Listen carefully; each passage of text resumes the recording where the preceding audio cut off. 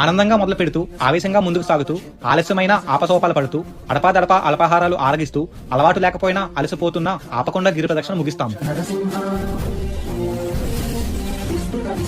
అసలు ఎందుకు ఈ గిరి ప్రదక్షిణ చేస్తున్నాము? ఈ సాంప్రదాయం ఎప్పుడు మొదలైంది? ఎవరు ప్రారంభించారు? స్వామివారికి 4 విడతల్లో జరిగే చందన సమర్పణలో చివరి విడతగా ఆషాఢ పౌర్ణమి నాడు జరుగుతుంది. దీన్నే సింహాద్రి అప్పన్న ఉత్సవంగా పిలుస్తారు. విశేషమైన వనరులు, అద్భుత ఔషధ గుణాలు కలిగిన మొక్కలు, చెట్లు సింహగిరి చుట్టూ ఉండేవి. అటువంటి చెట్ల నుండి వచ్చే గాలి మానవుని ఆరోగ్యానికి ఎంతో మేలు చేస్తుందని పౌర్ణమి ముందు రోజైన చతుర్దశి నాడు ఋషులు, సాధువులు గిరి చుట్టూ ప్రదక్షిణ చేసి మార్గమధ్యమున సాగర తీరంలో స్నానమాచరించి తొలిపావంచ వద్దకు చేరుకుని మిట్ల మార్గంలో కొండపైకి వెళ్లి పౌర్ణమి తొలి గడియల్లో తుది విడత చందనం సమర్పించిన స్వామివారిని తడిబాటలో దర్శించుకునేవారు.